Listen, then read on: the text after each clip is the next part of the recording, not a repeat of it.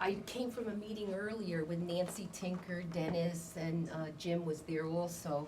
And Joe, we were talking about space, and we agreed you needed a bigger room. Thank you. So they're on the hunt for a bigger room. crowded. So they're gonna talk to Rona Free, who's the expert on ferreting out bigger rooms.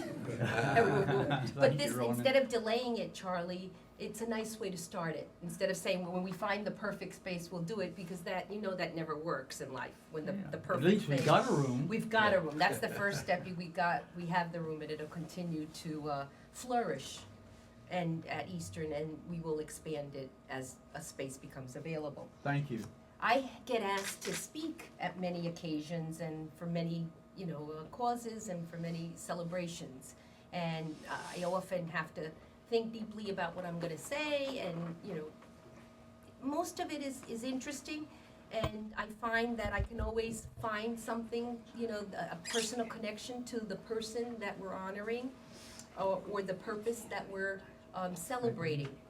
But one of the things I found today, in going over my notes this morning, Charlie, is that Charlie's a person that I have a connection with.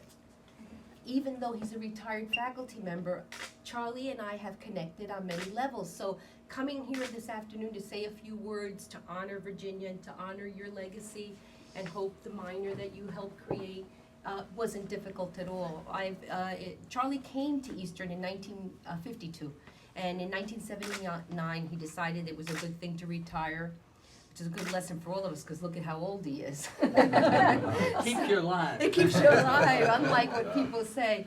But decided to stay connected to Eastern. And I think part of your, all this energy and enthusiasm you have is because you stayed connected to the students. And it's a wonderful thing to stay. Yeah. So he teaches his course, and I've been a guest lecturer, and I always talk about the 60s and the role of the American University in the peace movement during the Vietnam era. And I've done a lot of work in that area in terms of preparing for Charlie's course. So it's always fun to do it, and I find the students very stimulating. And Charlie, of course, sets it all up before I get there, so we have a very productive class session. But one of the things that I've noticed about Charlie, not only in my teaching that one session for his course, but also going out to dinner with Charlie and his students, is that they love him. They absolutely love him, and they all share his values. So when I ask the question in the course, how many of you would take a gun and shoot someone to defend your family, we get into the discussion of what does it mean to be a peaceful person, when it gets to your core values. It's fascinating to hear what the students say, and they always say to me, but Dr. Prewitt says, and it reflects the values that he has and what they come to understand about themselves, because as a public liberal arts university, that's what we want them to do, is to explore their values and to see where they stand on these complicated issues. So we've been very lucky to have Charlie on the faculty since his retirement, and I personally have benefited, Charlie, from you being around and asking me to be a part of the course and to engage with your students, because I think they've kept me intellectually alive too and engaged. But today we're here not only to honor Charlie, but to honor his beloved wife, Virginia. And there wasn't a moment that we had in private that he didn't talk about Virginia. And so I knew how much he loved her. And I used to say to Richard, you better love me that much. That's my husband. That's a lot of loving, eh? And I don't know if he could live up to your standard, but it was with so much love and affection that he would talk about Virginia. And I came to know her through his eyes and through his love. Not only did he love her deeply because she was his wife, but because she was such a formidable intellect. She was a chemist as he was. Now remember, she was a chemist when women were not chemists. It's okay to say you're a woman chemist today, because the glass ceiling has been shattered in a way, not completely, but in part. But Virginia, was a formidable intellect who made it. So you can imagine the level she must have been at, that even people in those days that kept women out had to let her into the field. She must have been enormously, enormously talented and brilliant. And together they explored many things. And one of the things that they explored was education and bringing education to different countries. So they traveled to Afghanistan, to Burma, to Saudi Arabia. They taught together. And they, brought their cause, which was this perspective about the world living in peace, to many countries, and they learned about it together. And so this intellectual, similarities that they had in the chemistry was also involved in or reflected in their love for the peace movement and the values in peace. Interestingly enough, in I think it was 70 years ago, Virginia and Charlie were asked to work by DuPont on the Manhattan Project, where the atomic bomb was created.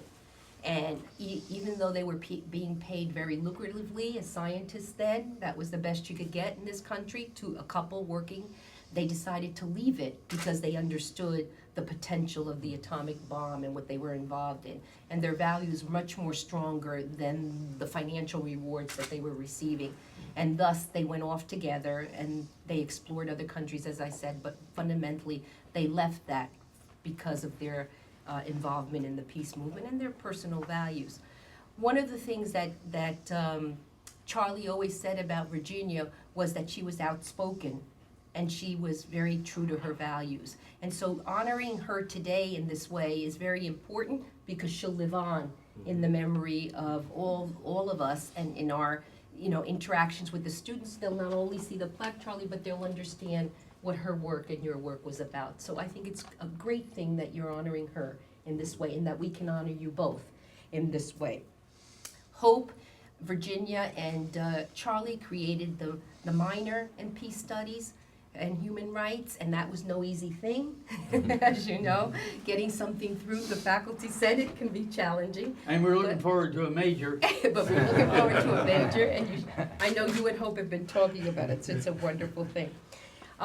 Charlie's been honored by the university before. In Virginia, they received the Beckert Award for Friends of the University, and so this is not the first time that they've been benefactors to the university. We've been very lucky that they have been, because they're both very generous people.